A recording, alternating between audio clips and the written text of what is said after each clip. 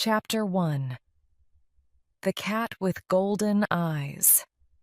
It was 4 o'clock in the morning, and Patience couldn't sleep. Thump, thump, thump, thump, thump. What a terrible noise. The loud music went on and on and on. Her neighbor in the flat opposite was having an all-night party. Thump, thump, thump, thump, thump. Patience had gone to bed at 10 o'clock because she had to get up at 6. Today was really important. She had to show her boss her designs for the new beauty cream adverts. Patience got out of bed and went across the room to the window of her third-floor flat. She looked out and saw her neighbor and his friends.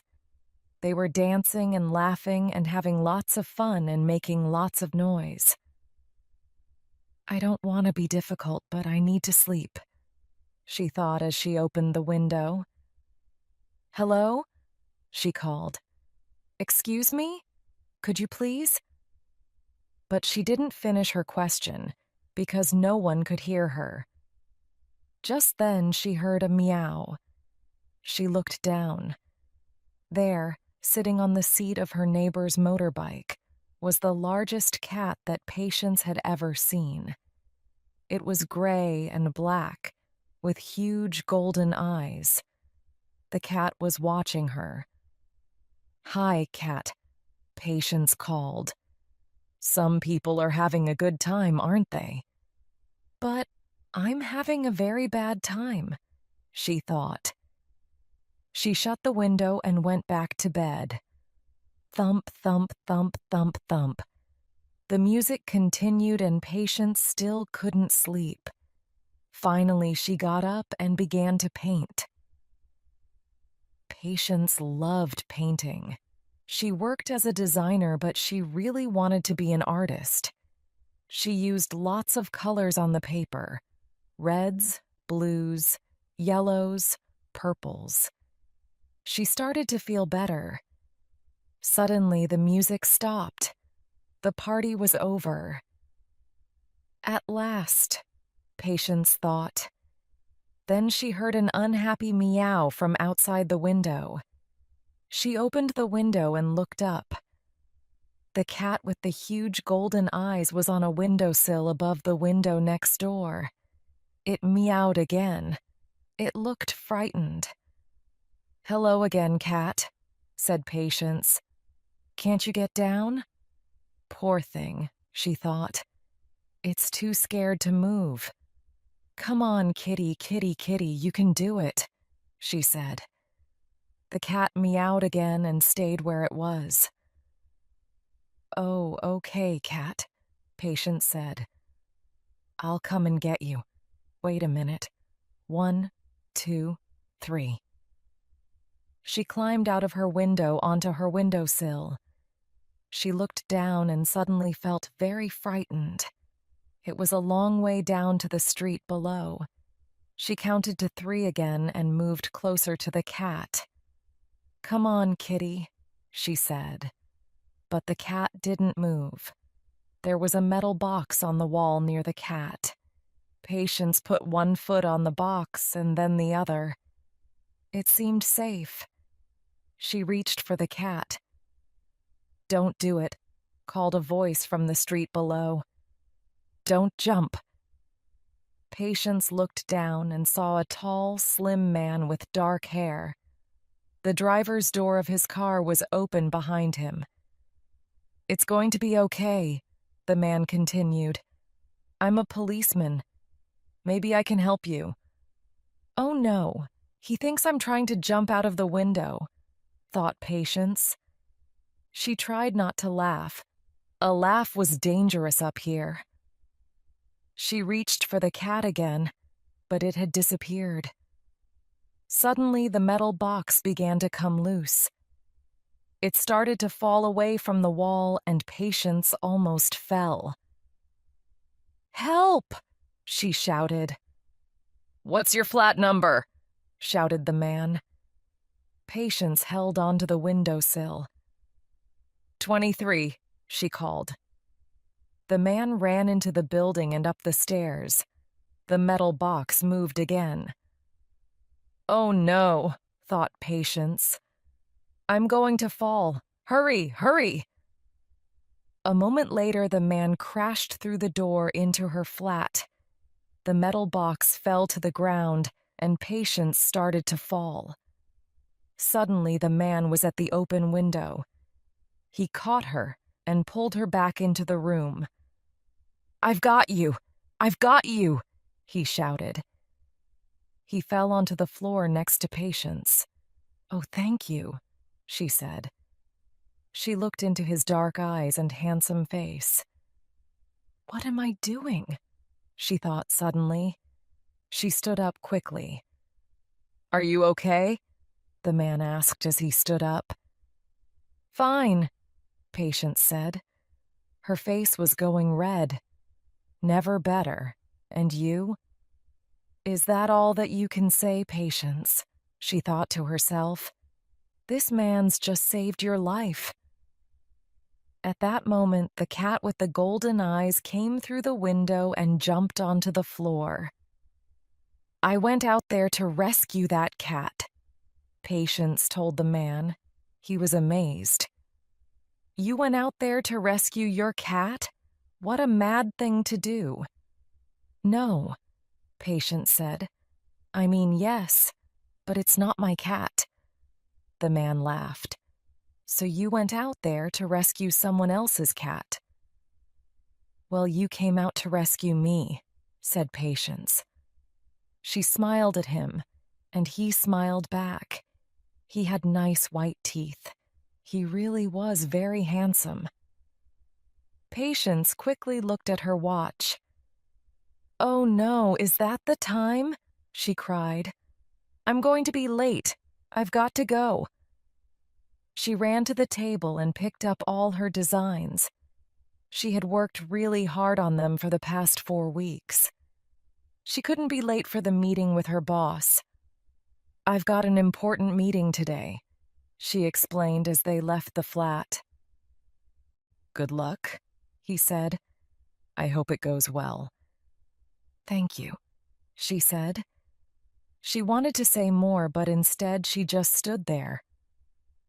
"Go," he ordered. Patience smiled. She turned to go, but she dropped her handbag. She picked it up quickly and left. The policeman watched Patience as she went. Then he looked down and saw her purse lying on the ground. He picked it up and smiled. "Today is getting very interesting," he thought. Chapter 2. A Surprise Visitor. Patience worked for Hadar Beauty, one of the biggest beauty product companies in the United States. She hurried into the office building. There were large photos everywhere of Laurel Hadar, the beautiful blonde wife of the head of the company, George Hadar. Patience crashed into someone. "Sorry," she said. Then she crashed into someone else. "Oh no," she thought. "Things are not going well today." George Hadar was a very important man. He had built Hadar Beauty from a very small company into a huge world corporation. He was having a meeting with the other directors of the company. On a screen behind him were 2 large photos of the same woman. In one photo, the woman looked ugly and old. In the other photo, she looked very beautiful and 20 years younger. George Hadar pointed at the photos. "Women want to look beautiful," he said. "They want to look younger. That's good news for us, because they will pay us lots of money for our beauty products." He laughed. Everyone in the room laughed with him, except his wife. "In 1 week," he continued, "we will give them a new product, Boline. It's the most exciting beauty product since soap. It doesn't just hide the lines on a woman's face. It really makes her skin young again."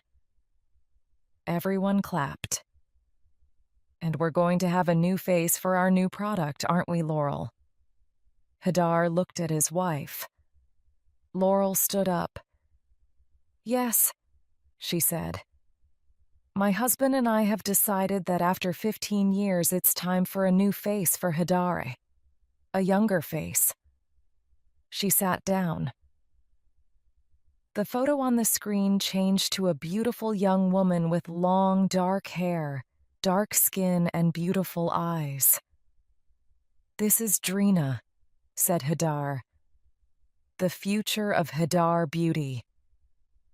Patience stood in front of Hadar's door with her designs. I'm so nervous, she said to her friend Sally.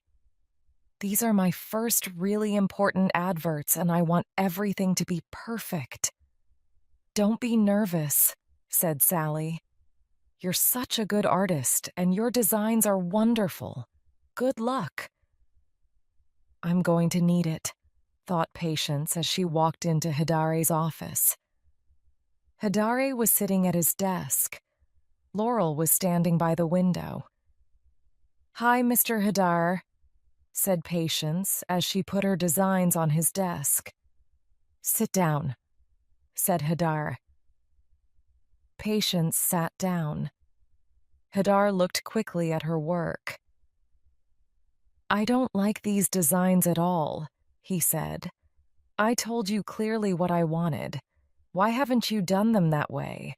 Look at this red, for example. It's completely wrong. I wanted something darker. But you said? Patience began, and then stopped.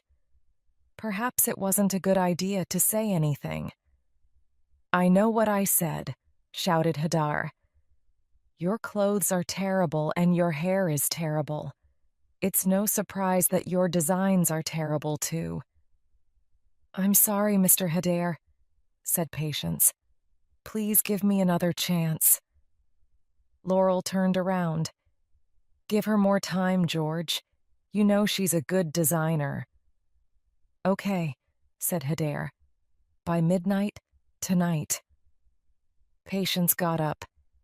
She gave Laurel a quick smile as she walked to the door. That's the second time that someone has rescued me today, she thought.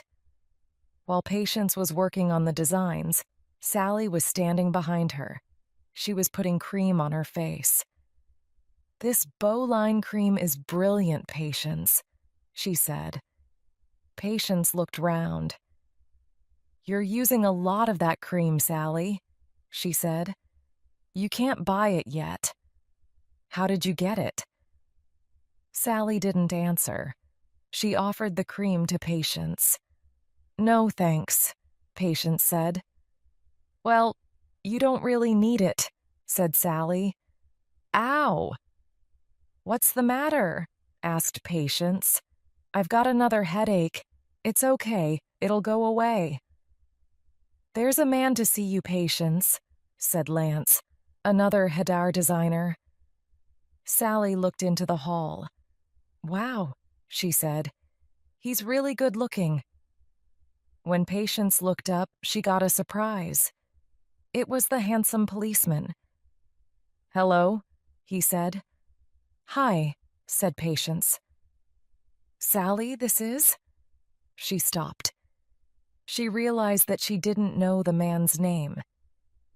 This is the detective that I told you about this morning. Tom Lone, said the man. Nice to meet you, said Sally. Well, I must go. See you soon. And she left Patience alone with Tom. How did you know where to find me? Patience asked him. You dropped your purse, he said, giving it to her. Oh, I didn't know. Thank you so much, she said. I like your work, he said. He pointed to her drawing book, which was open on her table. Thank you, she said. Her face was hot. Would you like to have a coffee with me tomorrow? He asked. There's an Italian cafe around the corner, Gracio's, on 6th Street. Is 1 o'clock okay? Patience tried to speak, but she couldn't move her mouth. Yes, I'd like that, she said finally. Great, said Tom. See you tomorrow then. As he walked away, Sally arrived. Wow, said Sally. Lucky you, but what are you going to wear for your date? I know. Why don't you wear those leather clothes that Lance and I gave you for your birthday? Patience imagined herself in the tight leather trousers and jacket. No way, she thought. That's not my style at all. Chapter 3. Midnight. Patience worked hard on her designs all day. By the time she had finished, it was 11:30 at night, and everyone else in the office had gone home. There was no one to take her designs to George Hedare at the factory. Patience decided to take them to him herself. She didn't have much time, so she took a taxi to the Hedare beauty factory. She tried a door, but it was locked. She looked at her watch. Oh no, it's almost too late, she thought. She shouted as loudly as she could. Hello? Is anyone there? But there was no reply. Then she saw some lights at the back of the factory. She walked towards them and found another door. Luckily, it was open. Patience went in. She could hear people talking in a room not far away. She walked towards the room. I don't care if women get terrible headaches when they use Bowline, Dr. Slavicki was saying. I can live with that, and I don't care if women can't stop using Bowline. That will make me very rich. But I don't want to destroy women's faces. I won't do it. Patience looked into the room and saw a video screen. On the screen there was a woman's face. It was an old face, with lots of lines. Then, slowly, the face began to change. It became younger and younger. The lines disappeared, but the face continued to change. It became hard like a stone. The skin began to crack. Patience turned and ran. She crashed into a table. Who's there? Shouted Slavicki. Patience ran as fast as she could. A door opened and 2 men came out. Their names were Armando and Wesley.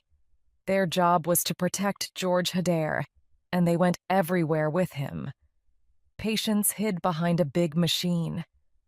Come out, Wesley called. It's okay.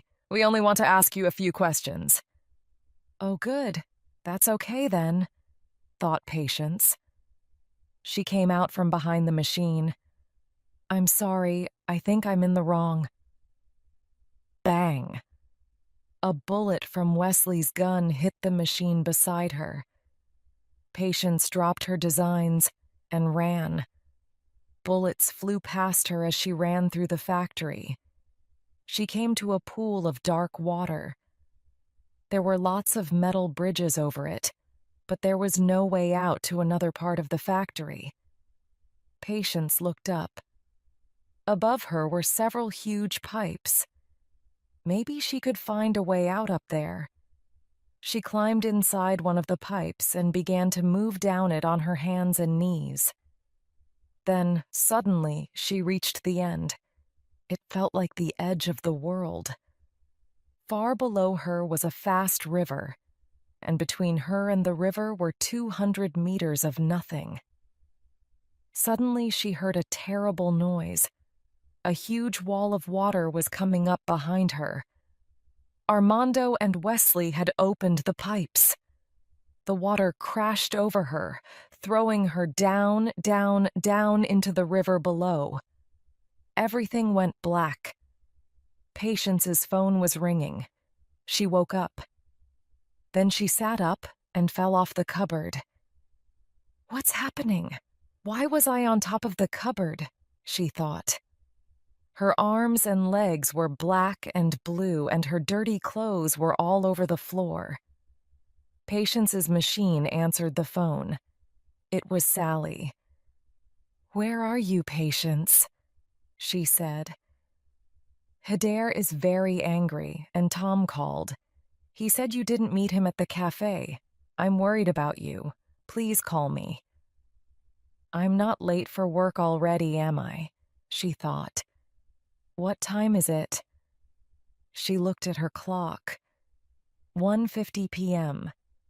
It was the afternoon already, and she'd only just woken up. How was that possible? She heard a meow. The cat with golden eyes was sitting there. It was watching her. "It's you again," said Patience. "I think there's something very strange about you." She read the address on the cat's neck. "I'm going to take you home, cat, now." A 50-year-old woman opened the door. "Are you Ophelia Powers?" Patience asked. "I rescued your cat, and now it won't leave me alone." The woman looked at Patience. "I think you should come in," she said. Patience went into the living room. There were cats everywhere. Ophelia brought her a cup of tea. "Midnight," said Ophelia. "I'm sorry? What?" "Her name's Midnight. She's an Egyptian Mao. There aren't many cats like her. She can do special things." "You mean that she suddenly appears and frightens people?" asked Patience. "Things like that," said Ophelia. "You seem worried about something. Do you want to talk about it?" "I'm sorry, I can't. I've got to get to work. I'm really late." "Then I think you should come back," Ophelia said. "Come when you want to. I'm always here." "What's wrong with you?" shouted Hadar. Patience was sitting at her desk.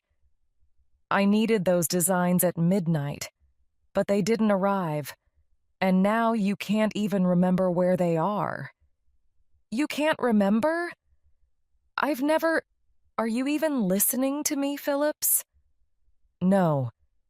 You're a lot more interested in all this than I am," replied Patience.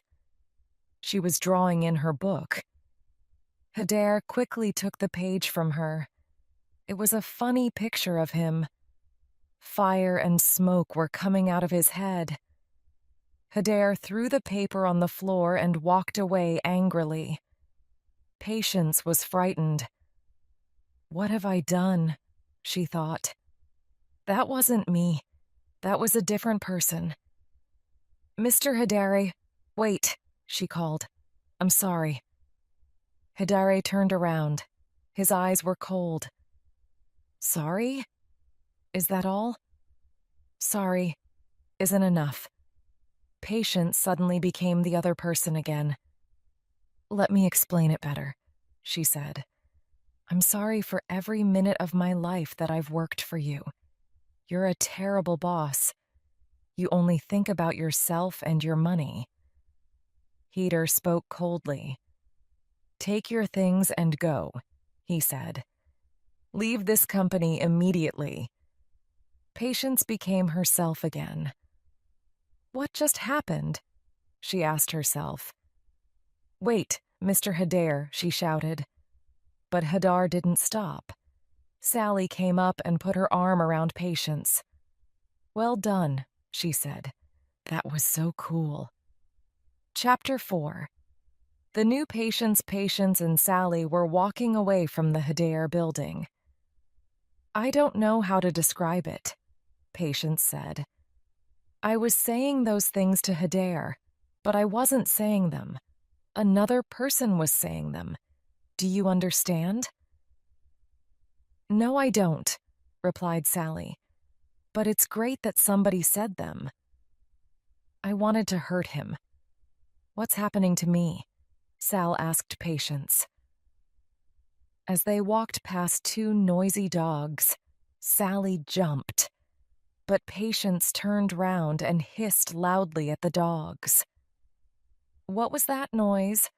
Asked Sally. What noise? Patience replied. They were walking past a jewelry shop. Patience looked in the window and saw a beautiful necklace with diamond claws. Oh, how pretty, she said. Oh, I don't feel well, said Sally, and she fell to the ground. Patience sat next to Sally's bed in the hospital.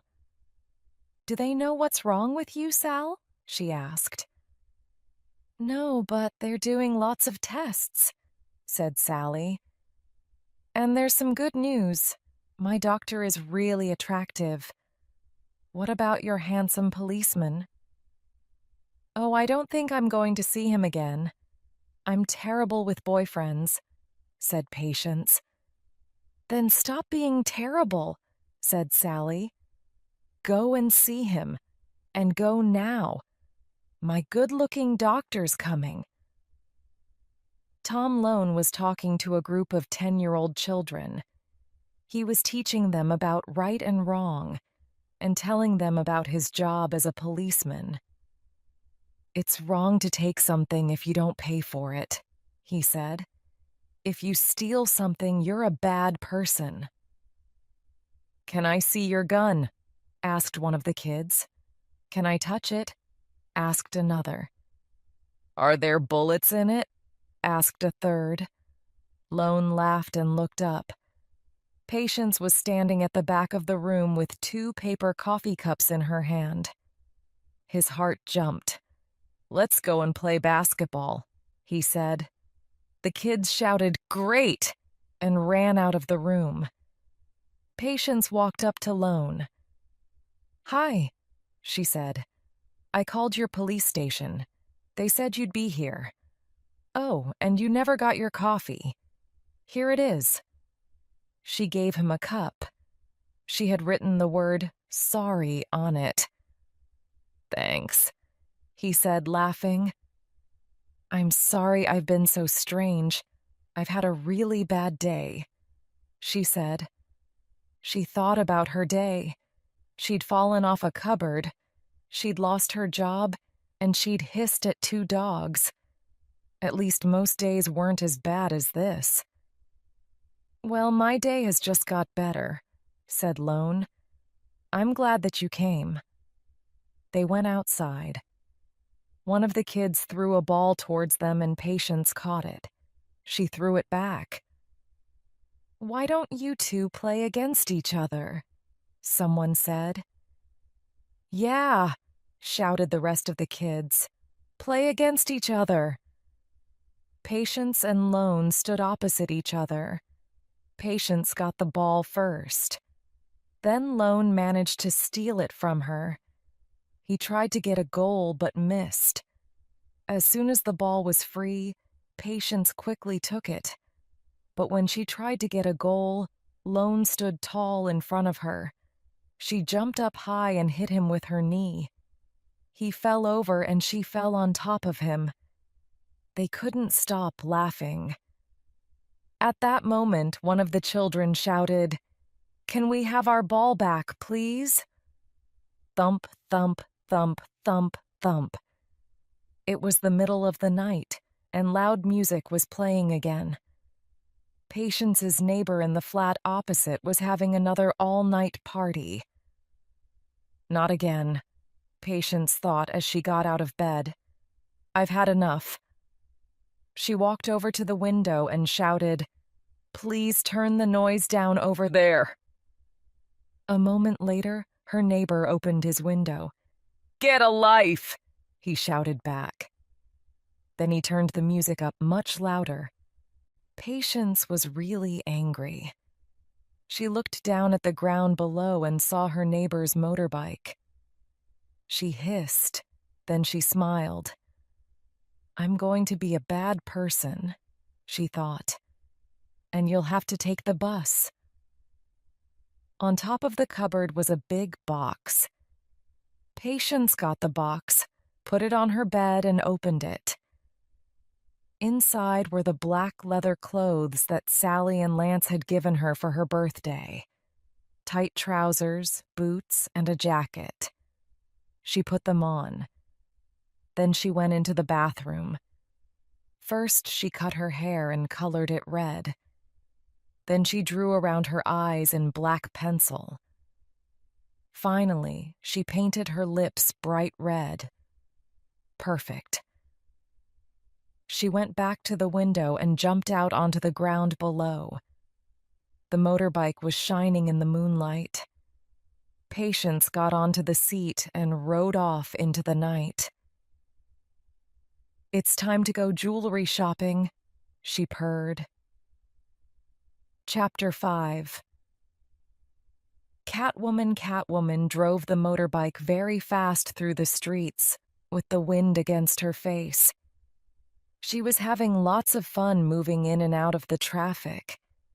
She stopped in front of the jewelry shop and got off the motorbike. Then she heard a crash of glass. "Oh no, someone's robbing the shop," she thought.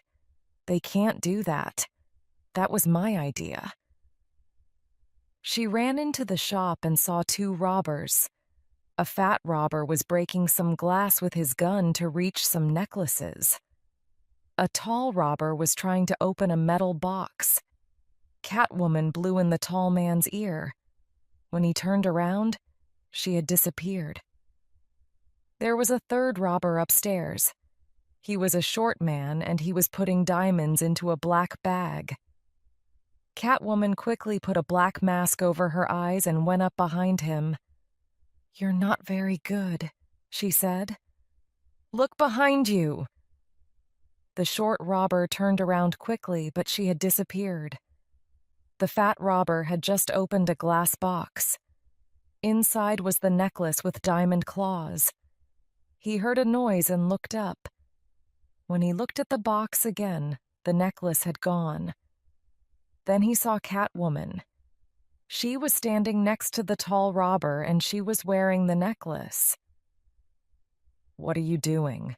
he asked, taking his gun out of his pocket. "I'm having lots of fun," she said. "But you're stealing beautiful things. You're taking things that don't belong to you. You're bad people." All three men pointed their guns at her and began to shoot. But Catwoman was too quick for them. She jumped away from the bullets and kicked the tall robber in the head. Then she kicked the fat robber's legs, and he fell to the ground with a loud thump. The short robber jumped at her from behind, but she suddenly sat on the floor. The short robber flew over her head and crashed into a big glass box. Catwoman looked at the three robbers on the floor. "Well, that wasn't very difficult," she said. She quickly collected all the jewelry on the floor and ran. Patience woke up and looked around the room. There was jewelry everywhere. Where did all this jewelry come from? She thought. She looked down and saw that she was still wearing her black leather clothes. And then she remembered. "Oh no! I can't believe that I did this. It's wrong, wrong, wrong." She found a paper bag and put all the jewelry inside, except the necklace with the diamond claws. "I can't take that back," she thought. "It's so beautiful." Tom Lone was head detective on the jewelry shop case. He was talking to the jeweler now.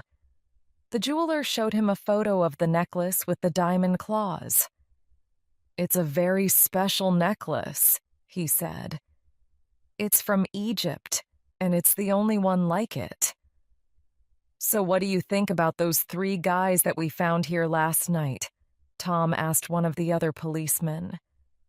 "Do you believe their story?" "What are we going to call her?" called another. "Catgirl? Robber Cat?" "Come and look at this, Tom," shouted a third policeman just outside the shop door. He was pointing at a white box with a paper bag on top of it. Lone opened the bag. Inside was the jewelry, and on the box was the word, Sorry. Lone carefully opened the box. Is it something important? Asked the policeman. Yes, said Lone. Chocolate cakes. Patience was standing at the front door of Ophelia Power's house. Please help me, she said. I don't understand what's happening to me. Come in, said Ophelia. She took Patience into the library and showed her a large book. The book was called Bast, and it was written by Ophelia Powers. You're a writer? Asked Patience. Yes, said Ophelia. I was a university teacher for 20 years. She opened the book and pointed to an Egyptian work of art, a beautiful golden cat made of stone. This is the goddess Bast, she said. Midnight jumped onto the table and stood on the picture in the book. Midnight looks very like the cat in the picture, said Patience. Yes, Mao cats are very special in the Egyptian religion. They carry messages for Bast, said Ophelia. Bast is the goddess of the moon and the sun. She joins the two sides of all women, good and bad, hard and soft. But what about me? Asked Patience. I don't understand how. Ophelia stopped her. What happened the other night? I can't remember, Patience replied. She moved towards the window. I'll tell you then, said Ophelia. You died. What? Cried Patience. I didn't die. I'm here, aren't I? You're mad. You're completely mad. She jumped onto the windowsill, ready to attack. You died, Ophelia said again. But you were reborn. You were reborn by Bast's message carrier, the Mao. Midnight saved you. Patience began to remember. The terrible noise. The mountain of water crashing over her. Falling down, down, down into the river. And then a cat with golden eyes, Midnight, giving her life. She got down from the windowsill. You're not alone, Ophelia said. Mao cats have saved lots of others too. She showed Patience pictures of catwomen from many different countries. Some of the pictures were only a few years old. Others were from many centuries ago. Then she gave her a cat mask. So what should I do? Asked Patience. If I'm not Patience now, But you are Patience, Ophelia explained. You're a Catwoman. You can see and hear and move much better than you did before. You can do all the things that a cat can do. And at the same time, you're still Patience. You're both. Accept who you are, and you can be free. Patience took all the claws off the necklace and put them on the fingers of her leather gloves. Then she used the claws to cut her leather jacket, her trousers, and her boots. As she worked, she began to remember more and more. She remembered running through the factory. She remembered Wesley and Armando chasing her with their guns. She put on her new cat mask and the clothes that she had designed. Then she looked down at her work table and saw a picture of George Hedare. She remembered that she had nearly died. It was time to get some answers. Chapter 6. Ahead for Heights. Catwoman ran and jumped across the rooftops to the Hedare factory. She was wearing her leather trousers and her long black gloves with the diamond claws. She wore 2 black belts across her stomach and the cat mask over her face and hair. She saw Armando outside the factory. He was getting into a car. When the car drove away, Catwoman followed, jumping from rooftop to rooftop. The car stopped at a nightclub. Catwoman followed Armando inside. The barman looked at Catwoman in surprise. "What can I do for you?" he asked. "I'd like a milk without the vodka. No ice." As she drank the glass of milk, she saw Armando going to the dance floor. She finished her milk and followed him. Two dancers in black leather were dancing with a whip. Catwoman took the whip from them. "Excuse me," she said, as she began to dance, circling the whip around her. She moved towards Armando and cracked the whip close to his nose. Then she put it around his neck and pulled him to the back door. Armando flew through the door and fell on his back in the street outside. Catwoman jumped onto his stomach. Armando tried to get his gun, but Catwoman got it first and threw it away. "You don't know me, do you?" she said. "Well, I know you. You killed somebody a few nights ago. She was a good person. She was a friend of mine. Why did you do it?" Armando didn't answer. He was frightened. Catwoman brought her diamond claws close to his face and moved them dangerously. "I'm going to ask you one more time. Why did you kill that nice girl?" "They told me to do it," cried Armando. "They told me to open the pipes. She heard too much." "What did she hear?" asked Patience. "I don't know," Armando said. "Something about Bolene, perhaps. There's something wrong with Bolene." "Of course. Now I understand," said Patience. "And Hadar isn't telling people?" "That's right," said Armando. Catwoman got into the Hadar factory through a window in the roof. She went quickly to the room where she had heard the conversation about Bolene. When she opened the door, she saw computers on the floor and papers, broken glass and plastic everywhere, and a body. Dr. Slavicki was lying on the floor. Patience could see that he was dead. Someone had shot him. She heard the sound of police cars and looked behind her. An old man, a cleaner, was standing there. "Please don't kill me too," he said. Patience ran past him through the door and escaped. Sally was watching the news when Patience arrived at the hospital with a bag full of her things. "Wow, Patience, you look amazing," she said. "I love your hair, and those clothes are fantastic. This guy is really good for you." "Thanks," said Patience, smiling. "Are you going to be okay?" "They don't know what the problem is, so I'm going home. Have you heard the news?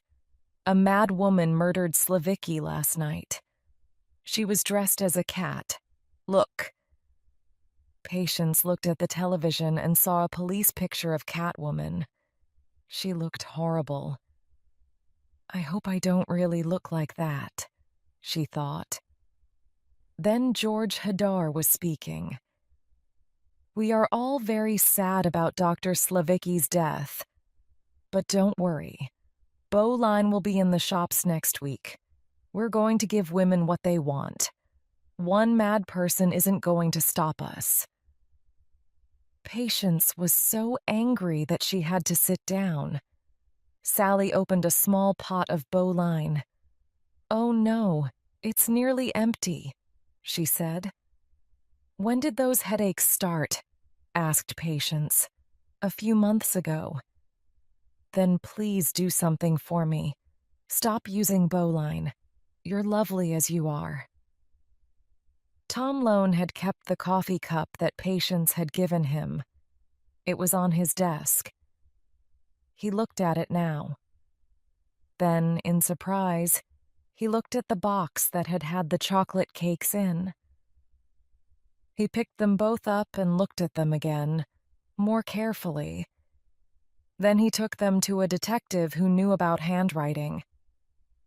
"Did the same person write sorry on the cup and the box?" asked Lone. "Well, some things are almost the same," said the detective. "But there are lots of differences, too." He pointed to the coffee cup. "This person is not very confident." He pointed to the box. "But this person is extremely confident, and she's angry. She may even be dangerous. They're different people." "I'm very happy about that," said Tom. "It's going to be a great weekend." Tom and Patience climbed onto the big Ferris wheel at the fun fair. The Ferris wheel went round, and they went up and up until they could see half the city. Then the Ferris wheel made a loud noise and stopped. "I think we have a problem," said Lone. "We could be up here for a long time." Patience moved closer to him in the seat. "I don't think that's a problem," she said. Suddenly, the Ferris wheel jumped and the seats moved dangerously. People began to scream. Lone looked down. Black smoke was coming from the machine that turned the Ferris wheel. The machine was breaking. If it broke completely, the Ferris wheel would turn too fast and everyone would fall out. "I'll be back in a minute," he shouted to Patience. He climbed out of their seat and down the wheel towards the machine. Patience heard someone crying. It was a small boy. He was in a seat on his own. As she watched, the Ferris wheel jumped again and the boy almost fell out. He held the seat tightly with his hands, but his legs hung in the air. "Don't worry," Patience shouted. "I'm coming to get you." Like a cat, she jumped quickly towards the center of the Ferris wheel, and then out again towards the little boy's seat. At the same time, Lone reached the machine. It was going to break very soon. Quickly, he looked for something to stop it.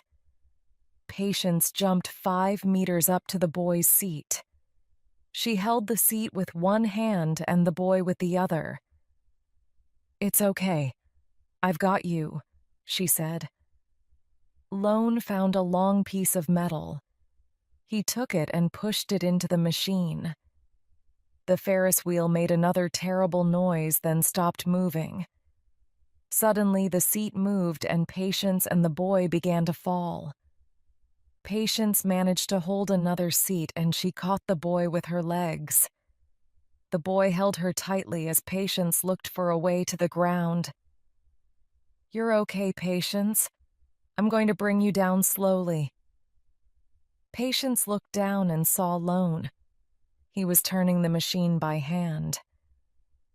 When they reached the ground, Lone took the boy from Patience and gave him to his mother. Then he turned to Patience. "I don't know how you did that," he said. "Well done." "You did a good job too," Patience replied, and she took him in her arms. Chapter 7. "A night at the theater.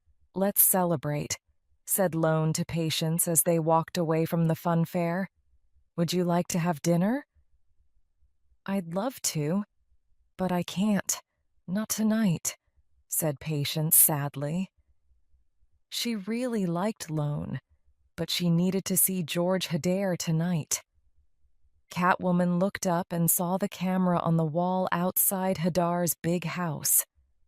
She cracked her whip at it, and it pointed a different way. Then she climbed the wall and jumped across to a first-floor window. She looked in and saw lots of books and papers and a large desk. It was George Hidare's home office. With one diamond claw, she cut a circle in the glass, opened the window, and climbed inside. She looked at the computer disks on the desk, but there was nothing about Bowline. Then she walked into the hall. Bang! Catwoman fell down the stairs and lay on the floor. She didn't move. The lights went on, and she could see Laurel Hedare with a golf club at the top of the stairs. Laurel walked down the stairs and kicked Catwoman. "You can't rob this house," she said. Catwoman jumped up, took the golf club, and threw it across the room. "You're that cat person," said Laurel. "You killed Slavicky. What do you want?" "Where's the man of the house?" asked Catwoman. "My husband. Outside, he's always out," Laurel replied. Suddenly, she tried to run up the stairs, but Catwoman jumped on her, and they fell down the stairs again together. "When you see your husband," said Catwoman, "tell him that I know about Bowline." "What about Bowline?" asked Laurel. "It makes people ill," said Catwoman, "and it can kill them." "That's not true," said Laurel. "I've been using it for years." "Well, someone killed Slavicky. They wanted to stop him talking." "Are you saying that my husband is a murderer?" said Laurel, surprised. "Tell me where he is, then I can ask him myself," said Catwoman. Laurel went to a table and picked up an invitation. She gave it to Catwoman. "This is where you can find George," Laurel said. "If you're right about Bowline, I'll help you. How can I find you?" Catwoman thought for a moment and then picked up Laurel's mobile phone from the table. "I'll take this," she said. "I'm so sorry about everything." "I've lived my life for him," said Laurel. "Now it's time to live your own life," said Catwoman. There were crowds of people in the theater when Catwoman arrived. She walked around the building and saw an open window on the second floor. She climbed up to it and got in. She soon found George Hedare watching the show from a private box. He was sitting next to Drina, the beautiful girl in the Bowline adverts. Suddenly, Drina stood up and left her seat. She looked angry. Catwoman smiled. Catwoman sat in Drina's seat. "Hello, George," she said. "Do you like my claws?" She quickly cut him across the face. The music was very loud, so nobody could hear his scream. Catwoman pushed Hedare against a wall. Her diamond claws cut his skin. "I know all about Bowline," she said. "I know that it can kill people. Patience knew about Bowline too. So you killed her." "What?" shouted Hedare. "I didn't kill her. I told her to leave the company." Suddenly the door opened and several policemen with guns ran in. Catwoman jumped out of the box towards the dancers in the show. Everybody clapped. They thought that she was one of the dancers. Then she jumped up towards the theater lights. Suddenly she heard a voice. "Stop right there!" It was Tom Lone, and he was pointing a gun at her. He climbed up towards her, but then he began to fall. Catwoman jumped to save him. She threw his gun away and then kissed his nose. "You're under arrest," he said. But Catwoman escaped from him. Lone went after her and kicked her in the stomach. Then Catwoman saw a rope. She jumped onto it. The rope took her to the other side of the theater. Lone tried to catch the rope, but he fell. Catwoman caught him and held him tightly, with her legs under his arms. But Lone pulled suddenly. The rope broke, and a moment later they were falling very quickly downwards. Luckily, Catwoman caught an electric line, and they were safe. They crashed onto the floor of the theater. Catwoman looked up and saw lots of policemen all around them. They were all pointing guns at her. "You're under arrest," said Lone for the second time. He reached for her mask. But Catwoman was too quick for him. She jumped towards the electric line and pointed it at the back of the theater. Bang! All the lights went out. Nobody could see anything. Except Catwoman. Cats can see in the dark. "This is terrible, really terrible!" Hidari was shouting into the telephone in his office. "Who is she? And how does she know everything? What can we do?" "It's okay, Georgie." Laurel was standing at the door. "Don't be frightened." "Don't be frightened?" shouted Hidari. "We're going to lose everything and you tell me not to be frightened?" "No, George," said Laurel as she moved towards him. "I'm telling you to be a man. For once in your life, be a man." Hidari hit Laurel across the face. Laurel didn't move, but Hidari screamed. His arm hurt badly. His wife's face was really hard, like a rock. "You stupid man," she said. Chapter 8. A Wanted Woman. Patience was looking in the mirror. She was holding a long dress in one hand and a very short one in the other. "Which one should I wear tonight?" she asked Sally. "Wear the long one at church, the short one at the beach. I'm taking you shopping," said Sally. In the end, they found the perfect dress that was neither long nor short.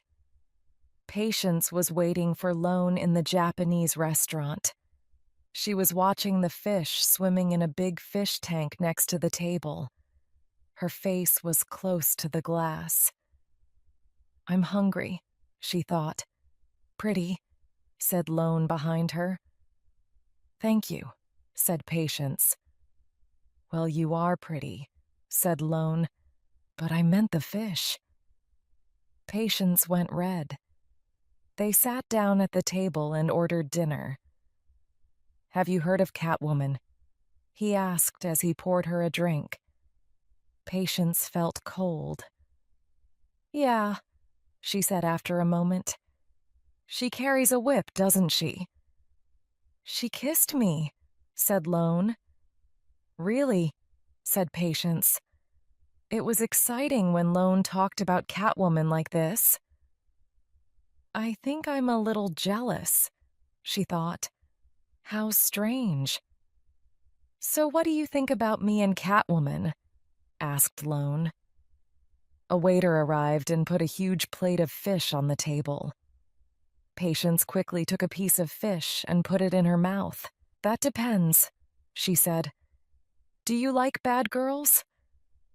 "I'm a policeman," he said. "I put bad people in prison."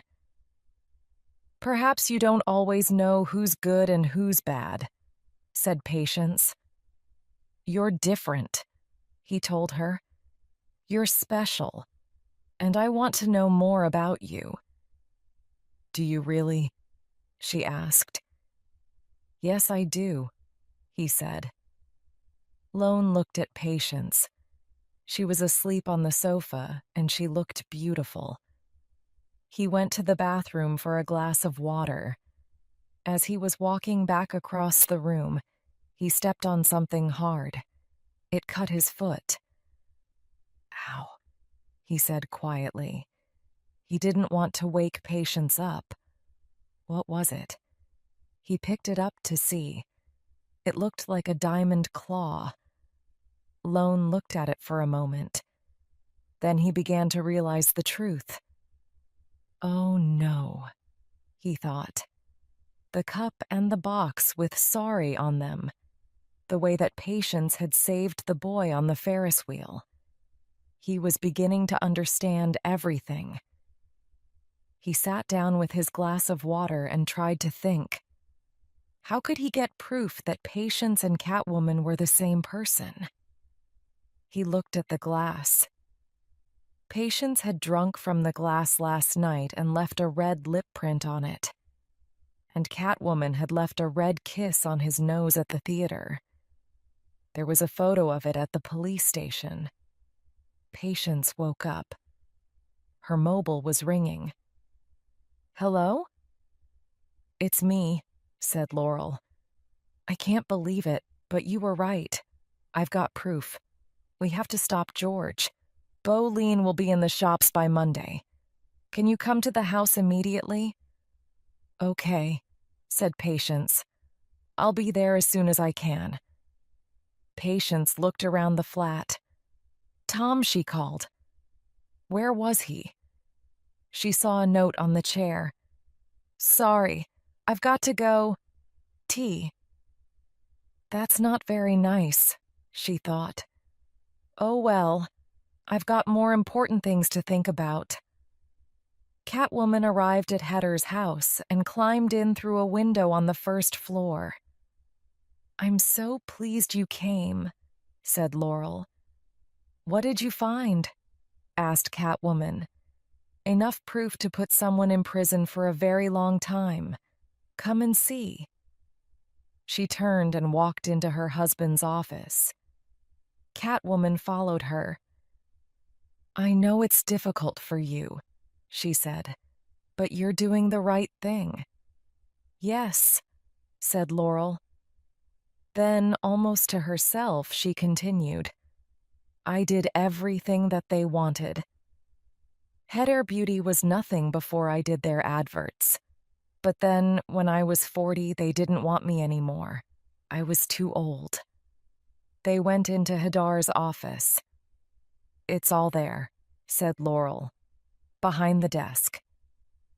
Catwoman looked behind the desk and saw George Hadar's body on the floor. It was full of bullets, and there were claw cuts everywhere. "What do you think? The claw cuts were quite difficult, but I think they work," laughed Laurel. "You killed him," said Catwoman. "Yes, I did. Nobody's going to stop Bolene. Not Slavicki, not George, and not you." Laurel gave Catwoman something in a scarf.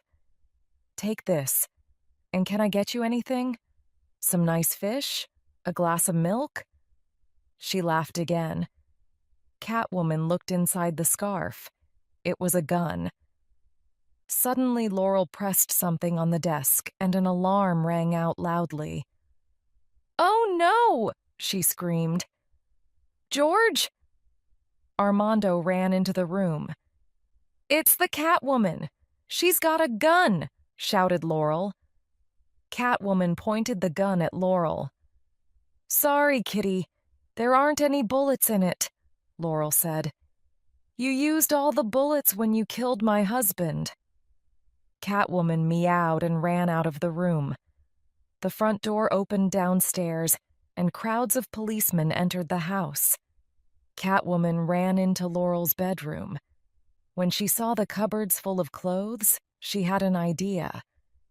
She took a bag and threw some sports clothes into it. She looked out of the window and saw policemen and police cars everywhere. 2 men were carrying George Hadar's body to one of the vehicles. When the body was inside, the men got into the front seat.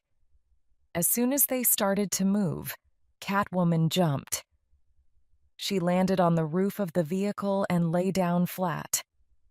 When they went under a bridge, Catwoman jumped up and held on tightly. Then she climbed down to the road. She took the sports clothes out of the bag and quickly put them on. Why was I so stupid? Patience thought. Why did I believe Laurel? She walked past some shops. Suddenly, she saw a large screen with the words, "Catwoman kills again." It was the news. Oh no, thought Patience. Catwoman has got to disappear fast. Chapter 9. Why don't you believe me? Patience opened the door of her flat. Lone was standing inside, pointing a gun at her. "I'm sorry, Patience," he said. "I've come to arrest you." Patience was at the police station. I don't like this room, she thought. There were no windows, just a table and 2 chairs. How long had she been here now? It seemed like hours. Lone sat opposite her. I've told you again and again, she said. Slavicky had proof that Bowline was dangerous. Laurel killed him to keep him quiet. George discovered the truth and she killed him too. Why don't you believe me? The gun was in your hand, said Lone. The gun that had killed Hadar a few seconds before. The gun that killed Slavicky. You murdered them. Why should I believe anything different? Because you know me. And because sometimes things aren't as they seem. Do you remember the first time that you saw me? Yeah, said Lone. What did you think? I thought you were rescuing a cat. No, you didn't. You thought I wanted to kill myself. But you were wrong. And you're wrong now. Please believe me, Tom. I'm trying to believe you, Patience, he said. But I just can't. I'm sorry. He called to a policeman outside the door. Lock her up again. As she followed the policeman, Patience started to cry. But then she stopped feeling sad and began to feel very angry. Be a good kitty, laughed the policeman as he locked her door. Catwoman hissed at him. At the Heder office building, Laurel Heder was talking to a crowd of newspaper reporters. My husband dreamed of a world where every woman could be beautiful, she was saying. I'm going to make that dream come true. Tomorrow I will give you Bolene. And nothing is going to stop me now, she thought. It's time to turn out the lights, prisoners, shouted the policeman in the hall. The moon was shining through the window into Patience's room. Midnight. The cat squeezed through the bars. Hello, Midnight, said Patience. You've given me an idea. She got up and put her arm through the bars. Then she turned her head completely around and put that through too. Finally, she squeezed her body through the bars. Catwoman found a window and looked out. It was a long way down. 10 floors. She saw a car, a Jaguar, coming down the road. She smiled. She jumped out of the window and landed on her 4 legs. The Jaguar stopped suddenly with a loud scream of its wheels. The driver got out. Are you okay? He asked. Never better. Thank you, said Catwoman, as she jumped into his car and drove off. Laurel Heder was giving pots of Bolene to female reporters. After they've started using this, they won't be able to stop, she was thinking, and I'll make lots of money. She smiled to herself. Excuse me, Mrs. Heder. Lone appeared from nowhere. Have you got a moment? I'd like to ask you a few more questions. Laurel felt cold, but she smiled. Yes, of course, Detective Lone. Please excuse me, everyone. She walked with Lone to her office. I saw Catwoman with a gun and my husband's dead body on the floor, Laurel said. There were claw cuts all over him. But there weren't any claw cuts on Slavicky's body, said Lone. And Catwoman didn't have a reason to kill either Heder or Slavicky. He remembered Patience's explanation at the police station. And there was something about Laurel Heder that he didn't like. He decided to test her. I know who really killed your husband, he said. I know about Bolene, too. And I've got proof. It was you. Me? Well, if you've got proof, why haven't you arrested me? She asked. You're a rich woman. I thought perhaps you would pay me for my silence, he replied. She looked at him coolly. How much do you want? She asked. You've just given me the only thing that I want. You've just told me that it was you. Laurel took a gun out of the desk. She pointed it at Lone. Lone tried to take out his gun, but Laurel was too quick for him. Bang went her gun. The bullet hit him in the shoulder. He dropped his gun and fell against the wall. Don't be stupid, he shouted. You don't want to kill a policeman. Don't I? She said. She hit him across the face and he fell to the floor. Now I'm going to kill you. She pointed the gun at his head. Suddenly there was a hiss and a whip cracked. The gun flew from Laurel's hand. Catwoman jumped into the room. Did you really think that you'd win? She asked. Well, think again. She helped Lone to get up and walked with him to the door. She didn't see the gun on the floor.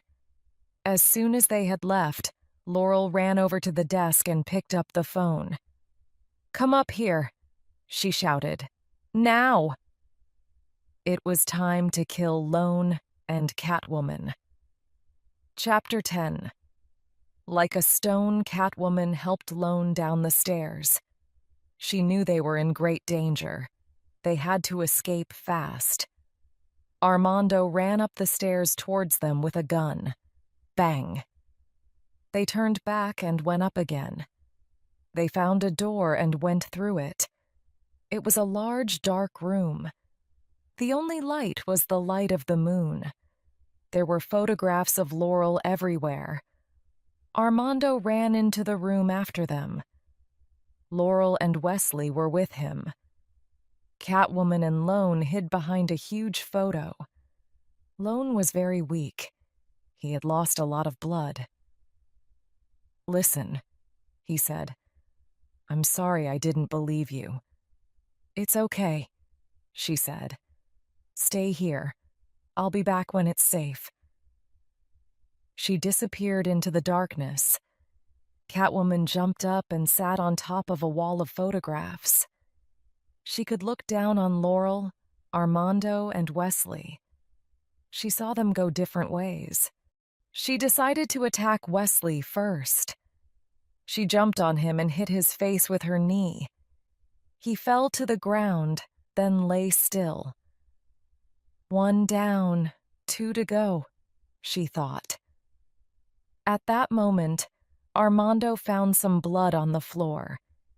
He followed the blood to the place behind the huge photo. But Lone wasn't there.